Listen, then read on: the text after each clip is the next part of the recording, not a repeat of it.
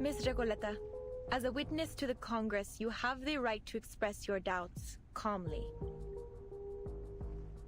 Listen, you...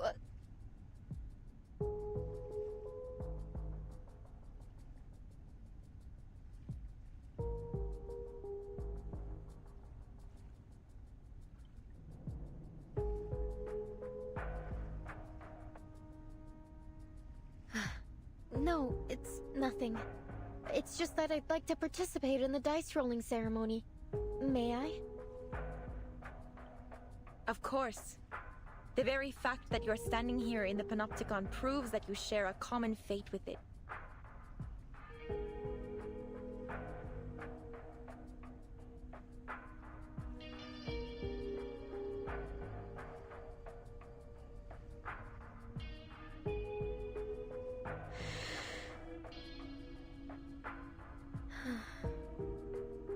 It doesn't matter when I roll the die, since the rolls are simply a reflection of the randomness of fate, right?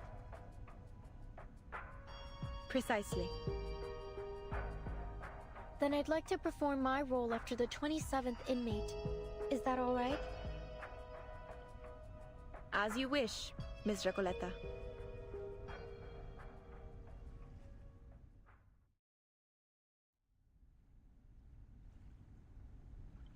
It seems fate favors you, Miss Recoleta.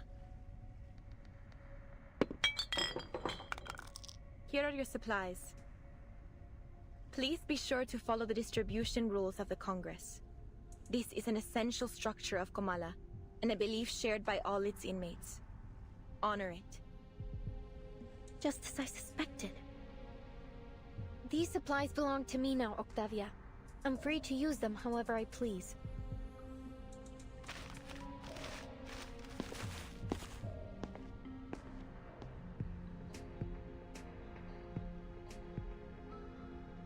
Here, Eduardo. Take them.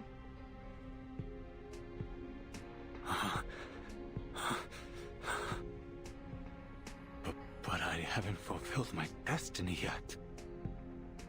These precious tablets and capsules, I can't accept them. They are gifts from fate. The die has placed them in your palm. But I don't need them. You do. Thank you, kind señorita.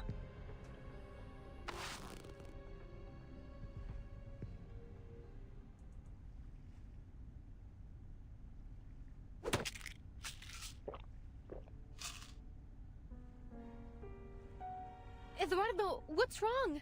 Are you taking the medicine right now? There's no need to rush. There's plenty of it. You can have it all. Por Dios, Eduardo! How could you squander fate's gifts like this? Kind señorita, please, give me the medication. I need it more than anyone else. No, I'm the one who needs the most. Give me the medication. I beg of you. With the protection of these amulets, I might finally be able to get a peaceful night's sleep. No more trembling floors and wailing ghosts.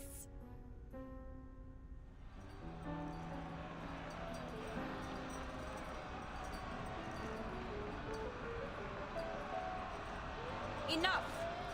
Enough!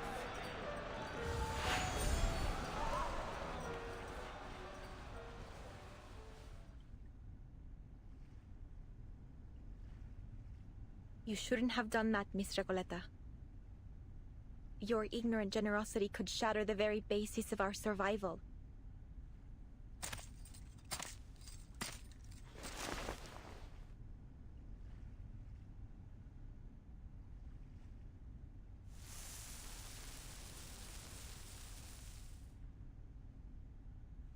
We have never had such chaos at the Congress.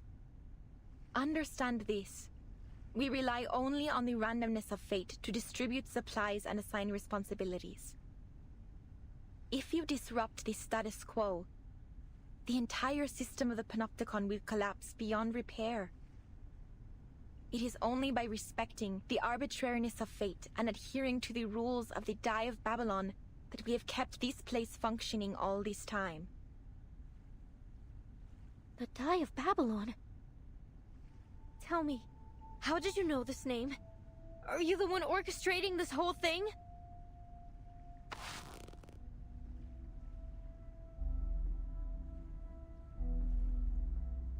¿Podría ser? ¿Eres Aleph? Tal como sospechaba Verdun? Let go of me, Miss Recoleta. Have you gone mad? The role of the die is absolutely random. I'm not orchestrating anything. Before the Congress began, I made an oath. I intend to keep it. Please, calm down, Miss Recoleta. I think she's telling the truth.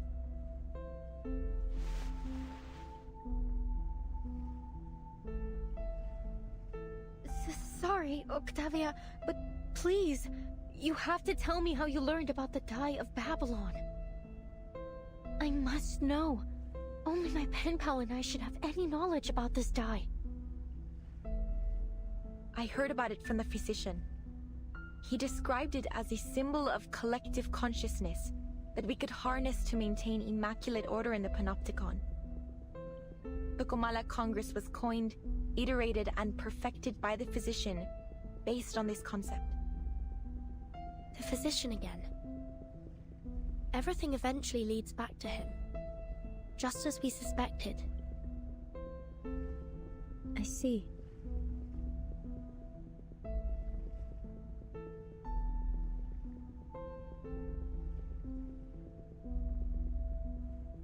Jailer, we have to meet with the physician in person. Now. As I've told you many times, Dr. Merlin is too busy at the moment. I couldn't possibly trouble him over a novel and a pen pal. They are just fantasies.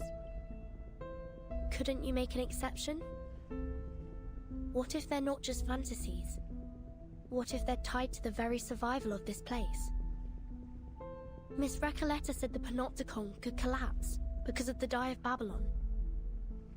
Are you seriously telling me you believe that nonsense? It wasn't nonsense, nor are they fantasies. You saw with your own eyes how I won the die roll.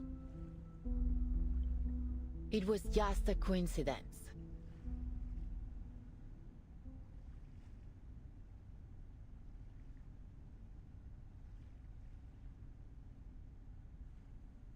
What if we present you with stronger evidence to prove it's more than just a coincidence? If everything in the Panopticon proceeds according to Miss Recoleta's novel as she says, she should be able to predict what happens next, including the roll results of the absolutely random die. That's right. The Die of Babylon isn't random at all. It's nothing but a supercilious fraud veiled under the guise of fate, and an actor of the inescapable loop of history. And not one of you is paying attention to me whatsoever. Ugh, to hell with this era of ignoring unknown writers. Miss Recoleta, please make your prediction for the next inmate's die roll. This way, you can prove to Miss Jailer the irrefutable connection between Kamala and your novel, The Rise and Fall of Sanity. I finally remembered its name! Oh, what sweet balm to my spirit! Miss Octavia, please continue the Congress and let the next inmate perform their role. Then Miss Recoleta's statement will be proven true.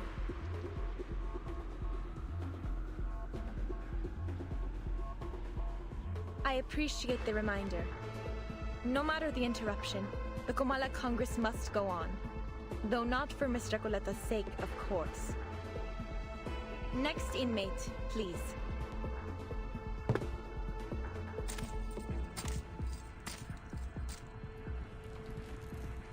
Hello, inmate Garcia. You know what to do. Of course. La sexta cara. Un pilar roto. El flujo de la fortuna y la calamidad. So the result of the next roll will be a 6.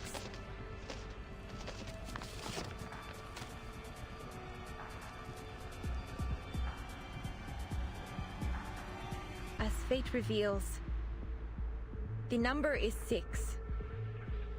Just as Miss Recoleta predicted. That could still be a coincidence. Do it again.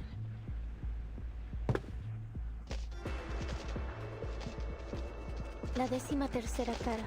Una cadencia desconcertante, sin un verdadero principio ni fin. La 4ª cara.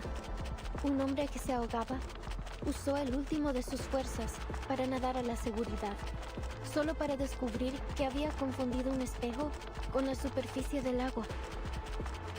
La 17ª cara.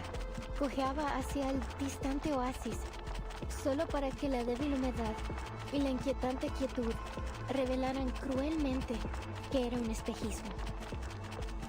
La 6ª cara. Otro pilar roto con grietas idénticas a la última. Confirmó la hipótesis de la investigadora de paracausalidad.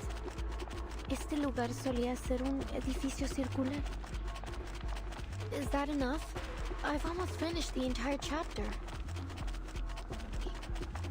It's not possible.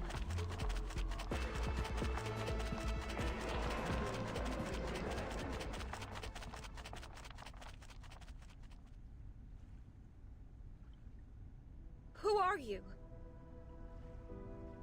I'm sorry if this comes as a shock to you, but I did warn you, Octavia. Now it's proven. The Die of Babylon is anything but the so-called randomness of fate. Have you been sent here by some god? Or are you a hobby prophet? Have you brought this knowledge to save us? Or to shatter our beliefs? Our world?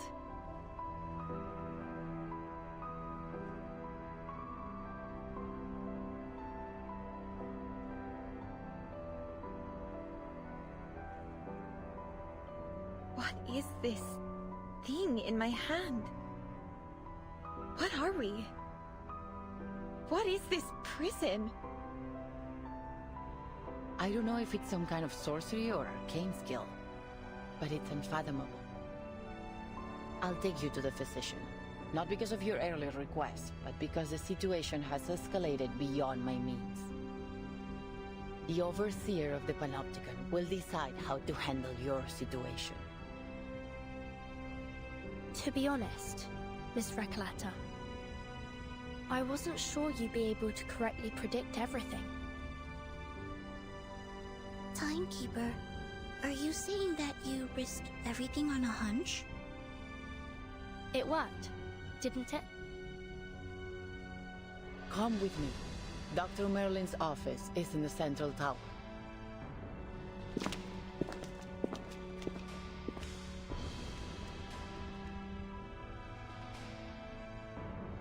En la 6ª versión de mi novela, todos en el pueblo mueren a causa del dado de Babilonia.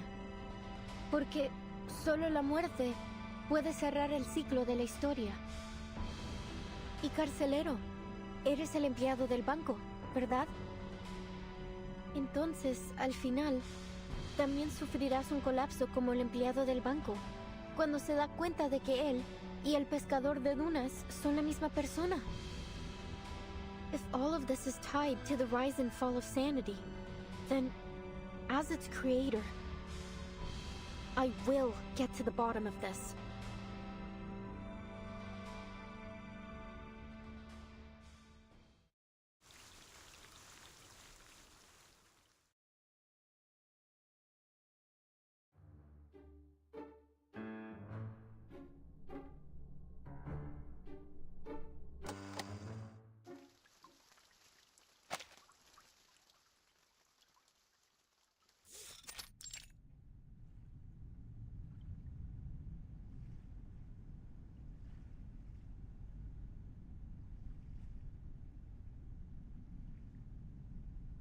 Wait here a moment.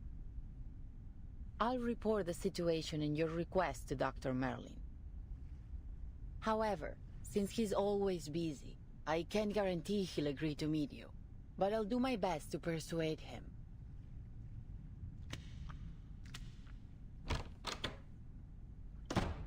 Now's our chance, Sonetto. Our chance? What do you mean, Timekeeper? It's unlikely that the jailer will let us search the central tower, even in this situation. We should take the initiative and look for clues while she's away. I see, Timekeeper. I will do my best.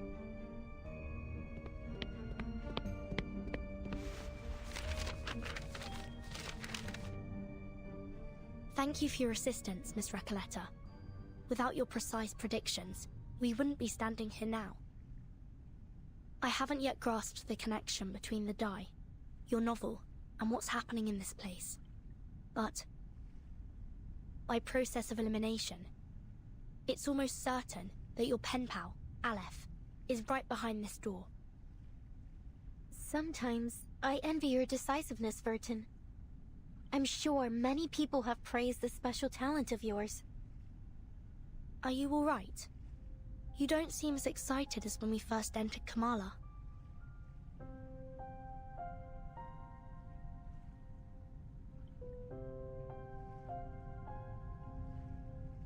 The all-seeing sentinel of the Panopticon, veiled within the central tower. If it truly is Aleph, I don't know how to face such terrifying and increasingly plausible reality. Sorry to interrupt, but... Timekeeper, I think you'll want to see these. Signed Erd. This is a letter from Dr. Dorez.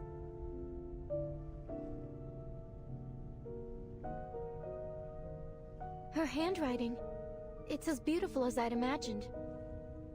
Who is it addressed to? Dear Mr. Aleph. Aleph? Looks like Dorez and Aleph are acquaintances. Or at least, they've had some correspondence. Dear Mr. Aleph, my apologies if this reaches you at an inconvenient time. I am Dorez, pen name Erd, an ordinary inmate of the Panopticon of Kamala. I write seeking your guidance, if you wouldn't mind offering it to me. I heard from the physician, Dr. Merlin, that you have the answer to every question. A statement which has been echoed by the Idealist and the other inmates. I have something I wish to ask you. What exactly is your role at the prison? Chief Warden? A secret backer? An observer who dominates the prison? Are you truly the supreme ruler of the Panopticon of Kamala?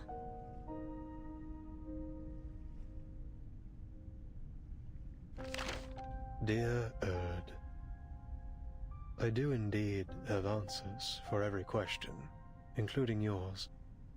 I'm afraid every one of your speculations is off the mark. I am merely an inmate who chose to imprison himself here. And allow me to point out that your identity isn't as ordinary as you claim. Why is it that you, my fellow inmate and guest of Manus Vindictae, are so interested in Kamala? Dr. Dorez? A guest of Manus Vindictae?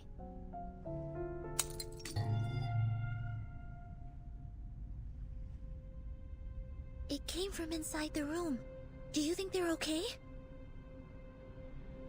The jailer and the physician! What happened?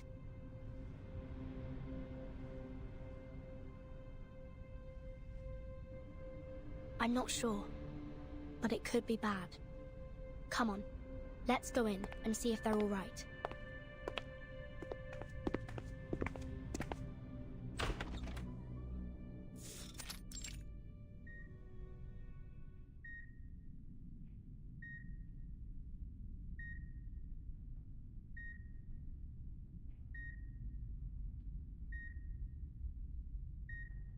It seems we've stumbled upon the physician's... The physician's office. I should have known. But... is this an operating room? As if this prison wasn't bizarre enough already.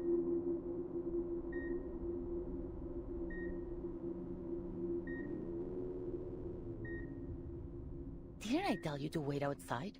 What do you think you're doing barging in like this? We were just worried about your safety, jailer. Enough. Get out of... Quiet.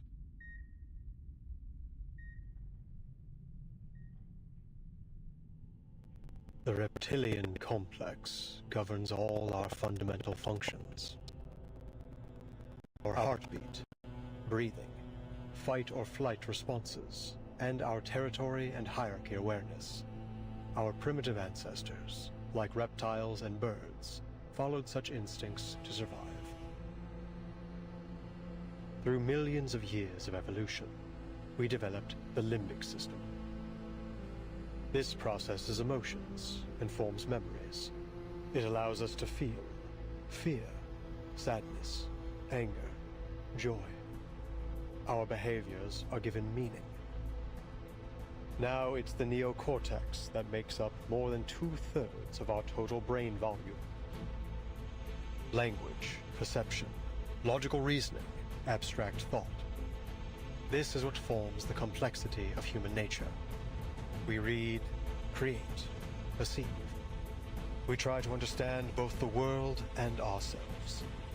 We are forever setting goals, one after another. And all this, these multitudes, happens within the confines of the skull, in the tight folds of the crowded cerebral cortex. Is he performing surgery? Such a delicate and elaborate organ. Were it unable to forget, what would come of it? Can this space, no larger than the palm of my hand, truly accommodate dozens of people at once?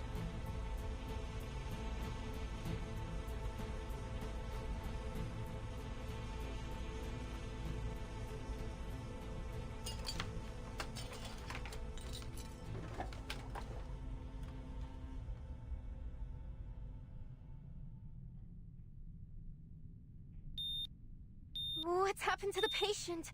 It looks like he's dying.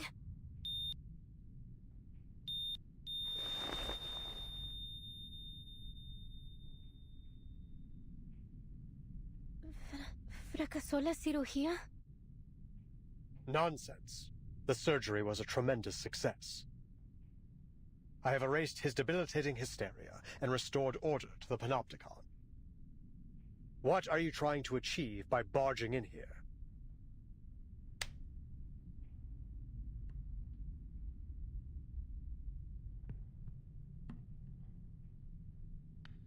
Forget it. The next operation requires my attention.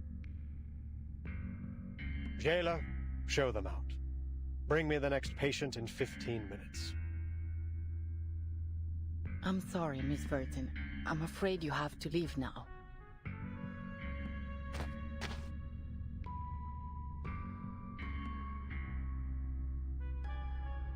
Please, just let us speak with you.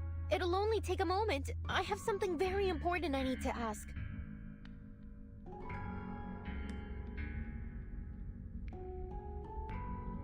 Important? Nothing is of greater importance than my experiments in the Panopticon, outsiders. To ensure they continue, the stability of time and schedule is absolutely paramount. Experiments in the Panopticon? So you really are the controller of the prison, then? Controller? What an outdated notion.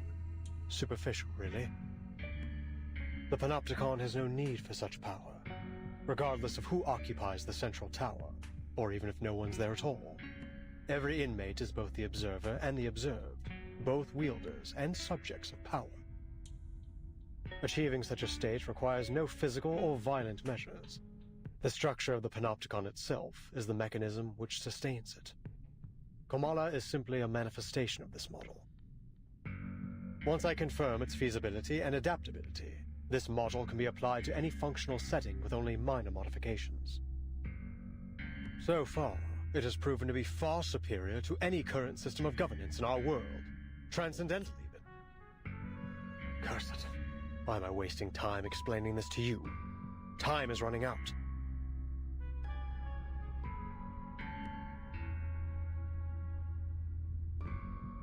Dr. Merlin, you keep mentioning time.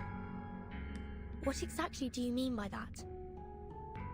Really? You need to ask? Even those oily-headed lunatics know it. The end of this era is imminent, is it not?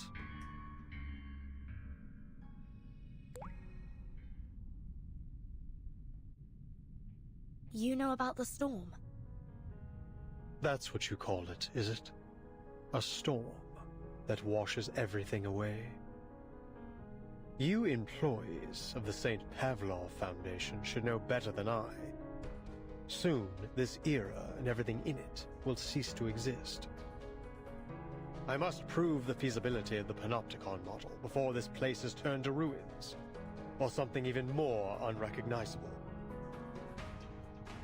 The storm that washes everything away? Burton, what on earth are you two talking about?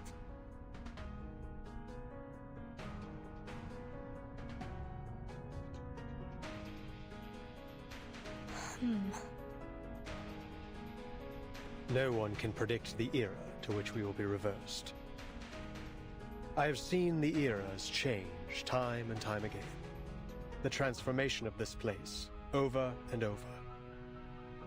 But no matter which era each of these 9 storms, as you call them, has taken us back to, Cordeismo continues to plague this land. Dependency theorists, martyred revolutionists, I've seen them all. You, young writer, are no different from those intellectuals who were swept away in the rain. There is no romance in this era, only the repeated cycles of madness and brutality, an endless, meaningless struggle. Only in this forgotten corner can we momentarily escape the plundering of the marauders and the chaos they unleash. Although it won't be long before this place is looted by those oily-headed lunatics. Just as it has countless times before on this land as rich as silver.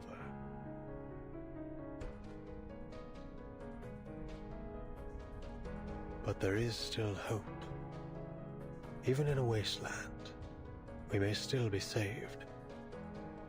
As long as I uncover the path to transcendentality, I will find the ultimate answer. Ugh, I've already wasted far too much time on you. Leave, now!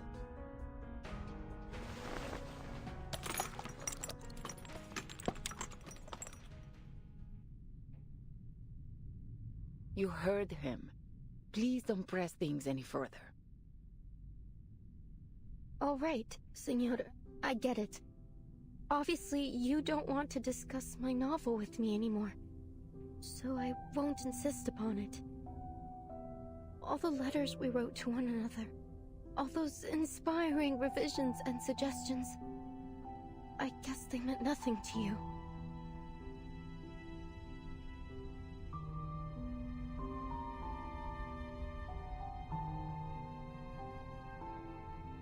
But there's still something I must tell you. Jailer, could you please allow us a private conversation with the No. With Aleph.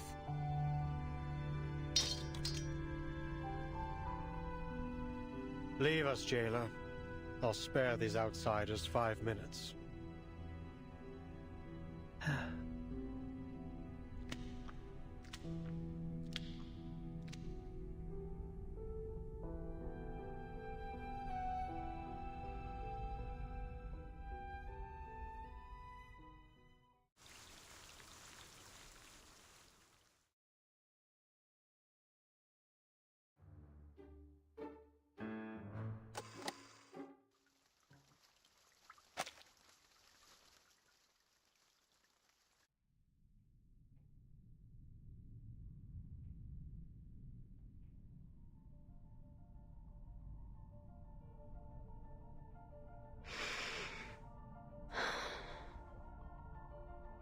Dr. Merlin, or should I say Aleph, I don't know why you're using my novel to manipulate the Panopticon.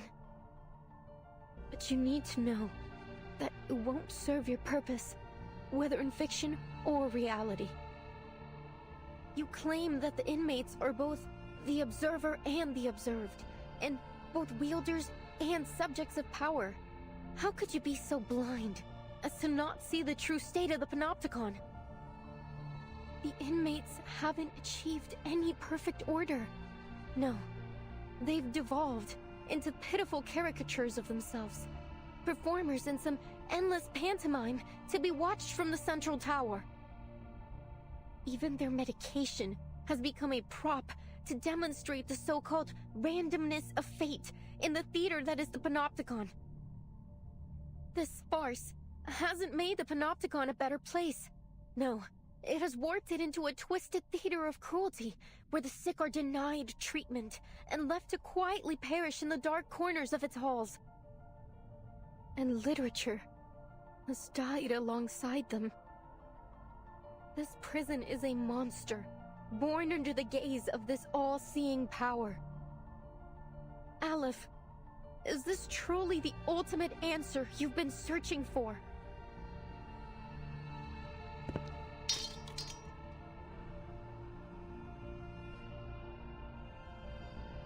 What? Are you suggesting that this is the answer I've reached? That my experiment has been a failure all along, and I've been too blind to see it? No, impossible. Foucault's theory is flawless.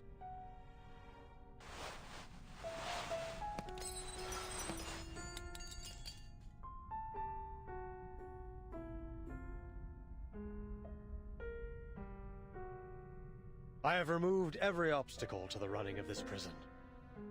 It is pure, sacrosanct. I have constantly re-evaluated the system, adjusting my instructions to my subordinates to ensure the most efficient maintenance of the established order.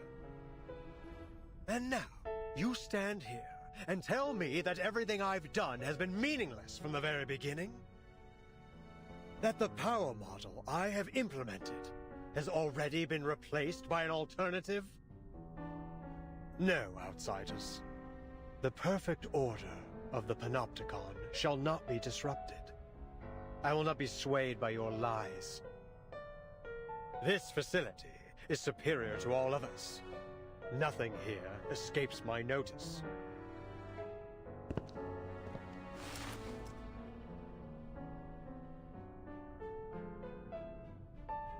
That said, it isn't easy to work a miracle, as we all know.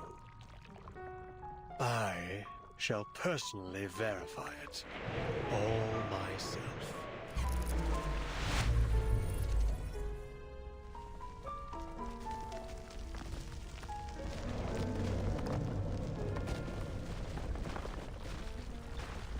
What's happening?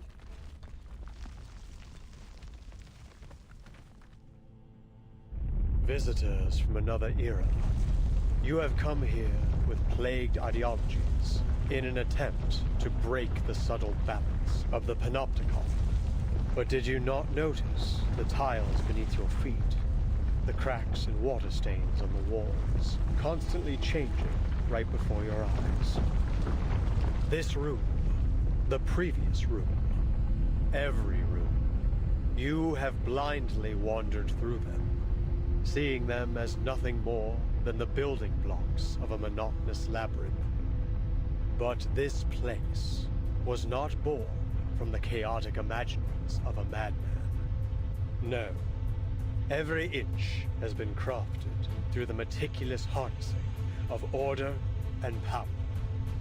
Every wisp of spider silk drifting in the wind, every speck of rust on the gallery rail.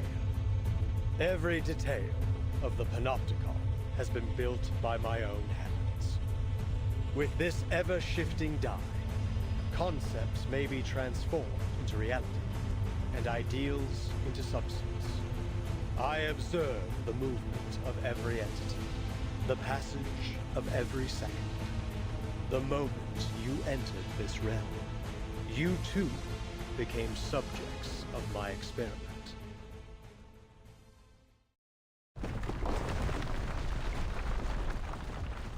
This happened when the Idealist was attacked too. To think we've been trapped in a prison fabricated by a die all this time. Did the physician really build all this with such a small, simple object? The distortion is getting worse. Prepare yourselves to fight or flee.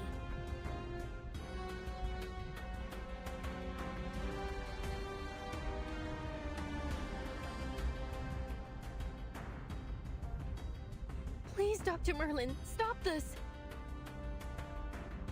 No. You're asking for the impossible. Power model of the Panopticon is destined to permeate all of society. Such insignificant interferences could never plunge it into chaos. But it already has, Merlin. You've failed. I have not failed, as long as I keep the prison running.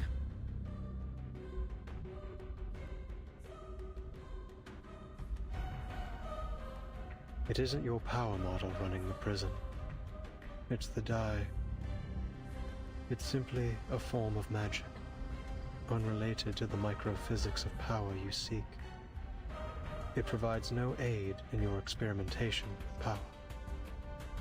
It's a false hope, a castle in the sky given to you by the military junta and Manus Vindictae. Manus Vindictae? So you really are working with them. What exactly do you intend to do?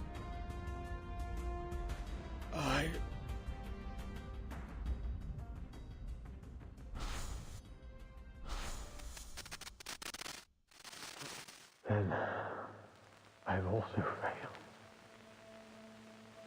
I've ended up a pathetic fool, lost in the chaos of reality. Just like the idealist chasing visceral realism, Paracelsus seeking the fountain of youth, and Zahir obsessing over the one-sided coin. When did it all start falling apart, Aleph? When the doorknob loosened? When the prisoner's wounds started to fester? Or when the daily disinfectant concentration reached 28 milligrams? Or the crack in the second gray brick on the wall expanded to 6 millimeters? Or was it when Warden Tartuffe left Ushuaia with news of the Foucault Association's dissolution? This place should have been the ideal ground for psychoanalytic practice. Why did they halt all research, all discussion? We've been abandoned, haven't we? By eras old and new.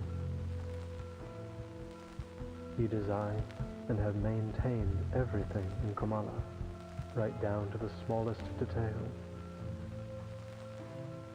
But it is these details that trap you. And as the bars close around you, you are losing your name, Merlin. And you're becoming a physician, a man forever imprisoned within these walls. I don't understand. All these false eras are like a dreadful novel with no conclusion. Trying to find answers within such things is, in itself, a mistake. Much like them, you are destined never to attain transcendentality.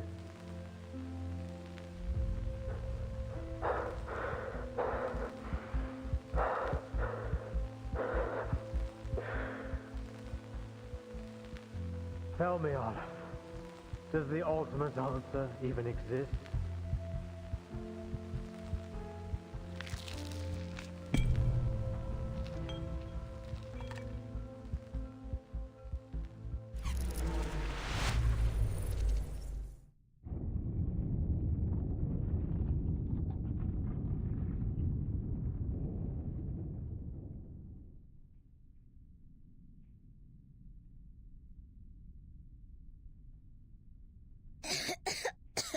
Timekeeper, are you alright? Yes, and you? And Miss Recoleta? Are you okay? Miss Recoleta?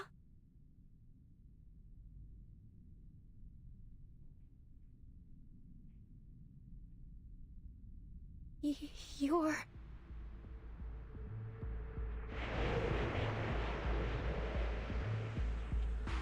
The word utopia derives from Greek. It means no place.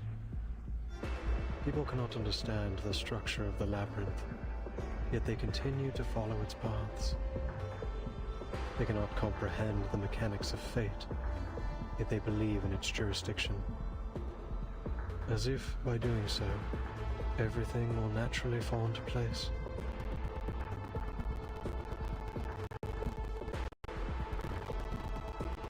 And now, the polar night approaches. How good it is to see you, pen pal.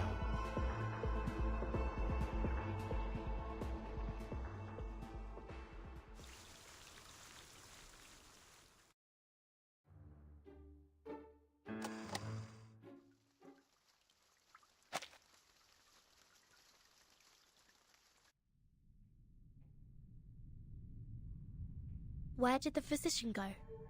Wait. Sir? Are you...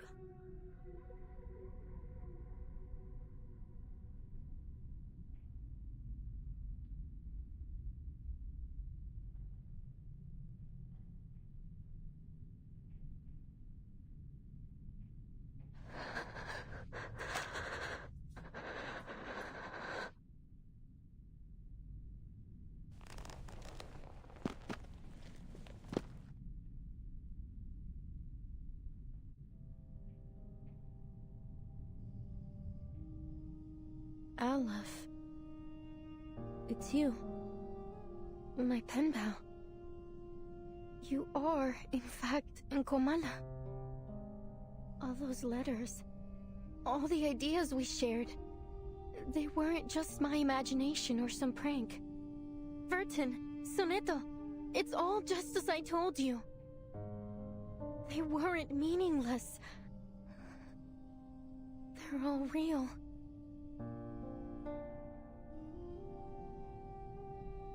So, sir, are you Aleph, the ruler of this prison? Are you the one controlling the panopticon with the die? The one hiding Miss Dores's whereabouts? What curious inquiries. Quite different from the last 2,666 questions I've received.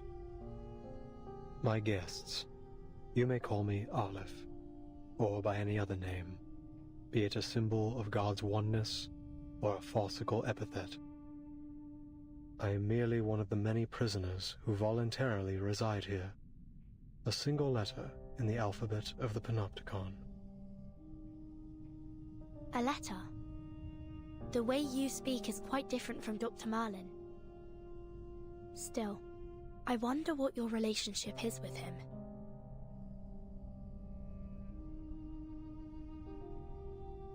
But allow me to make a guess. You're Dr. Merlin, aren't you? I'm afraid that's not entirely accurate, but you may think of it that way. Merlin is a figment born of my mind, an incomplete reenactment. He is me, yes, but not entirely. He, or rather they, failed to find their answers. They fought against their predestined fates, only to be inevitably crushed under their weight. I simply stood by and watched it all unfold. That was the extent of our relationship. They? You've already met Merlin and the Idealist, even witnessed their demise. Shackled by the delusions of verses, the Idealist lost his own name. Merlin, too, imprisoned himself within the system of the Panopticon. I'm sure their desperate pursuits caused you some trouble. Please forgive them. After all, your fleeting encounters led to the demise of them both. I think I understand now. The Idealist and the Physician are both parts of you. Or, to put it another way, they're your alter egos.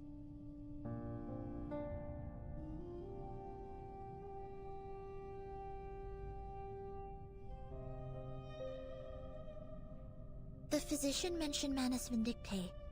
What's the relationship between this prison and the Manus? Visitors from the Foundation, We all witnessed those eras perish. In 1977, not long before the fourth storm, I arrived in Ushuaia. Shortly after, some members of the National Foucault Studies Association reached out to me. But it wasn't just them. An arcanist organization called Manus Vindictae also approached me.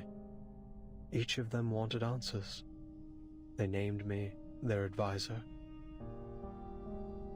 You acted as an advisor to the Manus? The two parties presented me with a concept and a parable, respectively. A concept and a parable?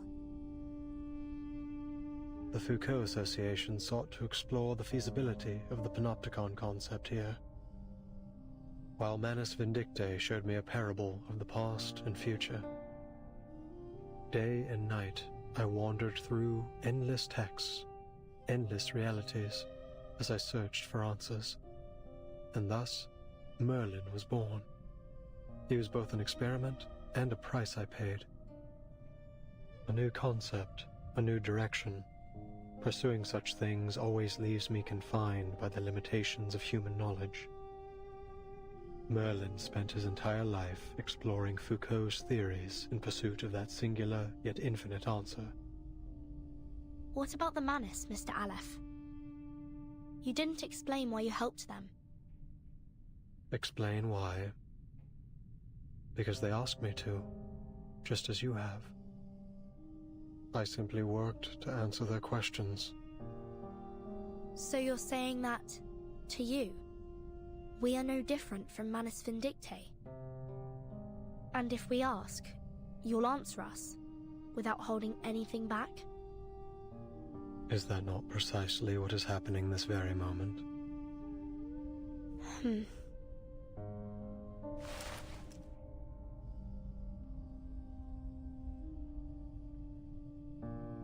This is what the Manus gave Merlin.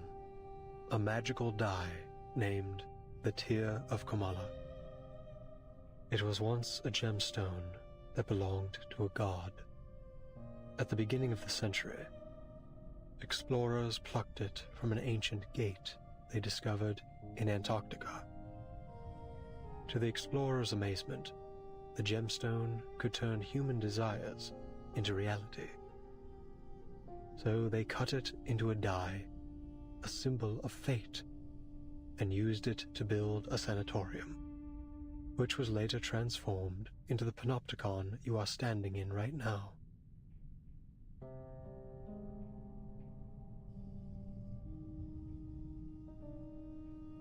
Then, Aleph, you really are the mastermind behind the panopticon?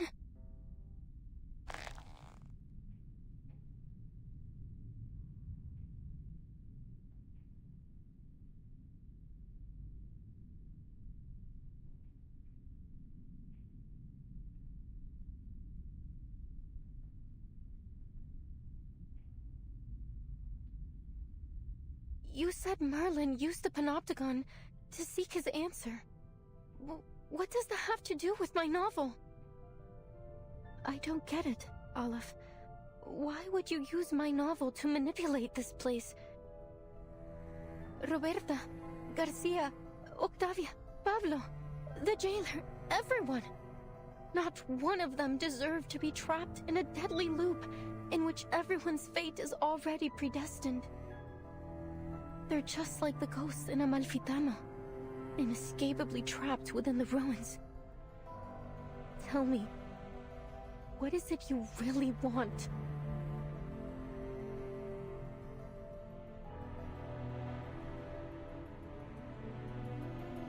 It's not about what I want. It's about what you want. The third line of your first letter. You said you wanted to give the rise and fall of sanity an ending.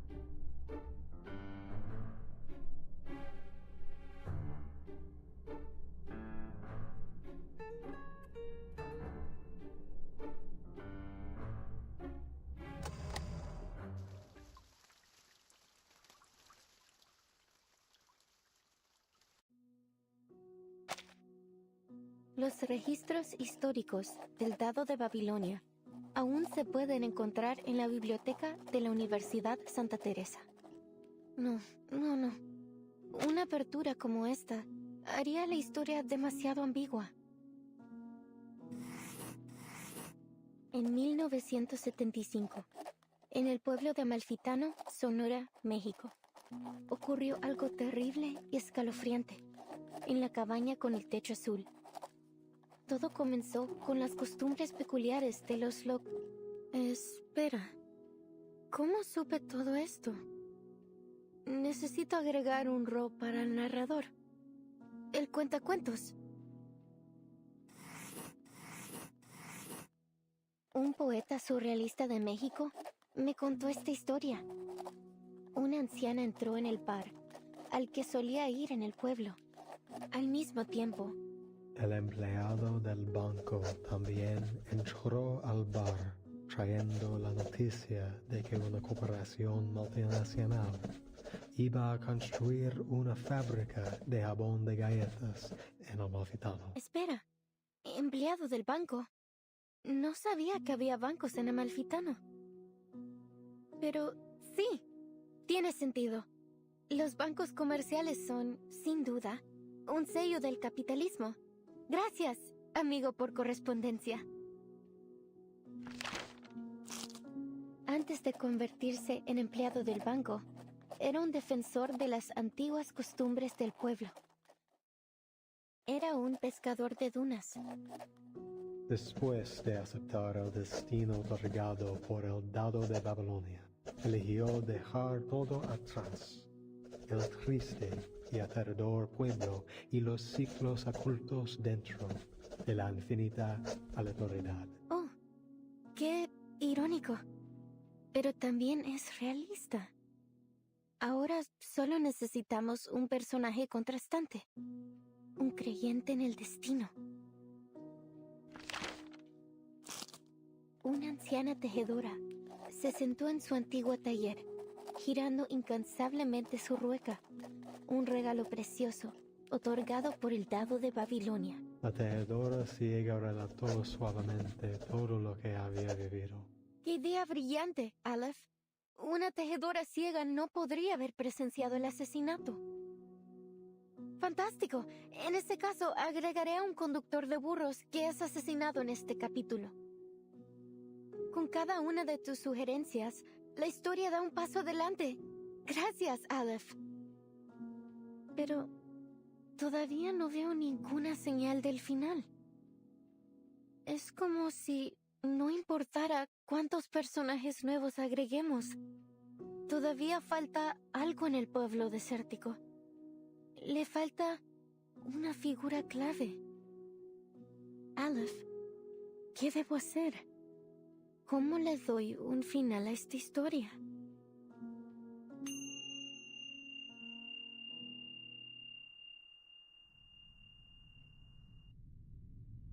Tú misma me preguntaste, ¿cómo le doy un final a esta historia? Me describiste cómo tus palabras se habían transformado en un rompecabezas desmesurado infinito. Un lenguaje irreconocible, una colección de información ambigua y una parábola que había perdido todo su significado. La ausencia de un final aún te roe, atrapándote para siempre en ese abrasador pueblo desértico. Todo lo que estoy haciendo es intentar encontrarlo para ti. ¿Estás diciendo que has estado manipulando los acontecimientos en el panóptico desde que intercambiamos cartas por primera vez septiembre pasado?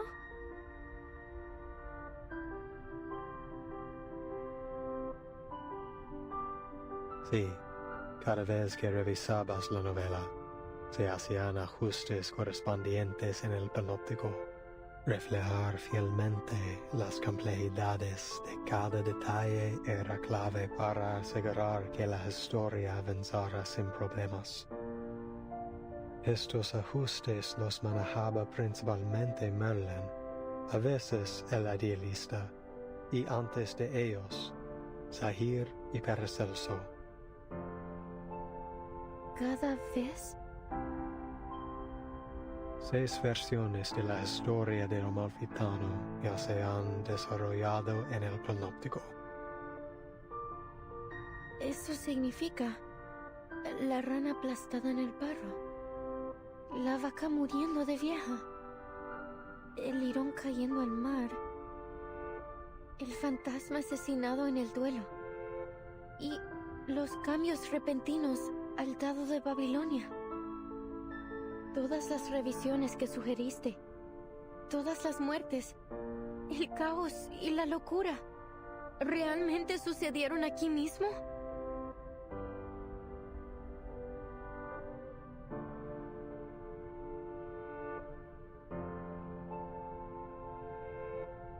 Incluso la eternidad tiene sus límites, Recoleta. In the 6th revision, we added the blind weaver, an extraordinary figure. Just like the paracausality researcher who carries a suitcase that you introduced in your 7th letter. The paracausality researcher carrying a suitcase.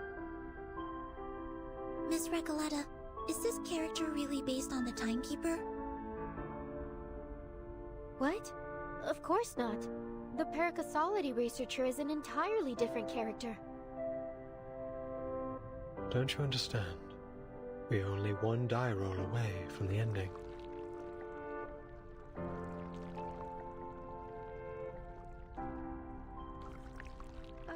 I don't. What on earth are you trying to do?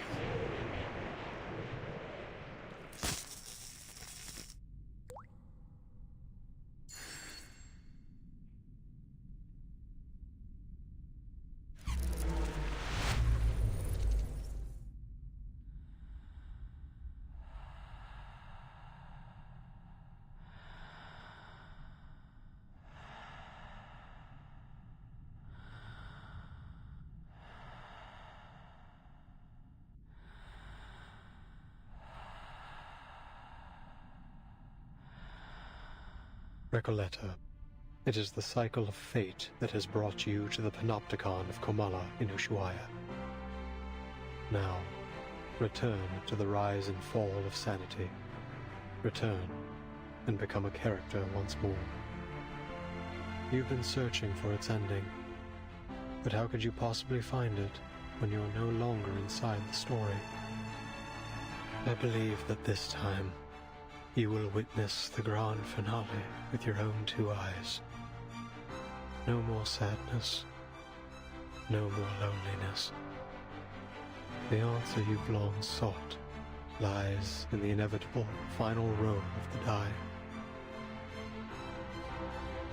So, the jailer is the bank clerk, and Erd is the blind weaver. But what about Roberta, Garcia, and Octavia?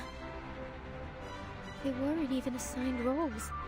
They were just playthings, helpless in the face of fate. What right do you or I have to decide what happens to them? To dictate their gains and losses? But they couldn't possibly understand such a thing, could they? To you, it's just a story. But to them, it is the manifestation of bittersweet destiny. Do you think hiding behind the guise of fiction absolves you from the reality that you've turned the Panopticon into a living hell? Yes. You're the only one who truly understands the rise and fall of sanity. Goodness knows how many manuscripts I sent out that never received a reply. I was so grateful to you for your replies, for understanding my novel. Those things were more precious to me than any sunrise over the Andes. Had I known that your feedback was created in such a way, and at such a cost, I would have preferred not to receive it at all. Don't you get it? Even if they don't understand my novel, the people I meet are still my friends.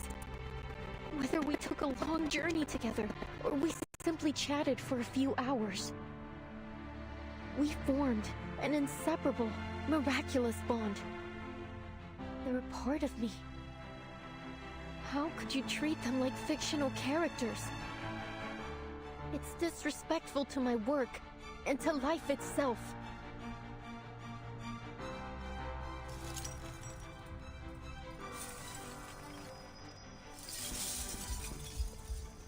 But you raised the question yourself. Why do you resist receiving its answer?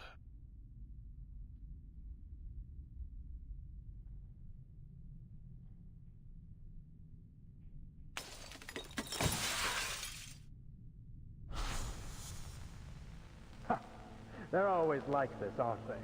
They throw a question at you, only to abandon it along with the fading of the era. This storm will spare no one. You've known it all along, Alice. Only the timeless Panopticon can maintain control. The all-seeing tower. The perfect governing system. What a hopeless fool you are, Merlin. Haven't you heard what they say? There is no need to build a labyrinth when the whole world already is one. Your meaningless questions will be swept away by the tides of time, only to resurface on the shores of our minds once more. We've seen it happen, over and over again. Surely you've realized by now that the only true meaning can be found in literature. For over a century, literature has remained the singular, ultimate answer. This lonely cowboy is simply feeling lost at the moment. Spare us your rambles, my dear. You're wasting our time. Enough.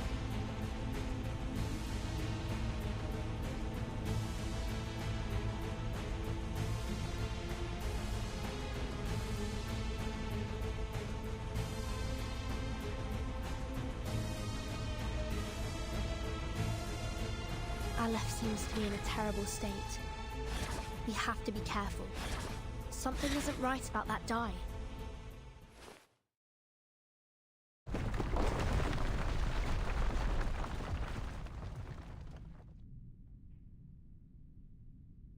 Wait! Mr. Aleph? Are you human?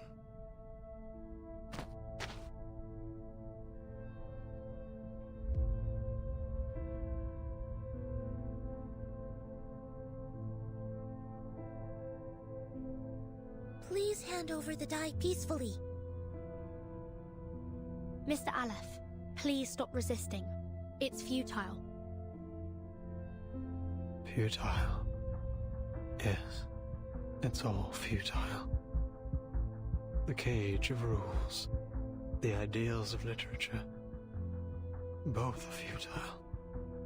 Mere illusions conjured along the path to transcendentality. They all fear that they're nothing more than phantoms in someone else's dream. That reality will devour everything, including their very existence. That's why they drift further away from transcendentality. They couldn't break free from that false dream. None of them could.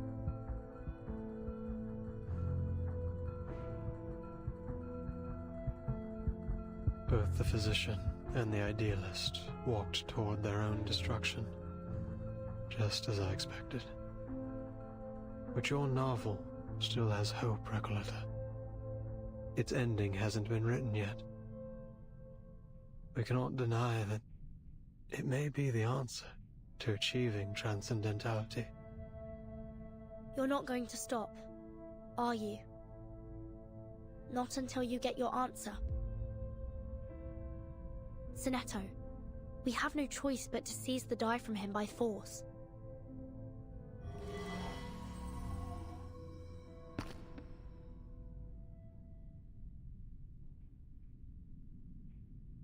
Enough. I said enough!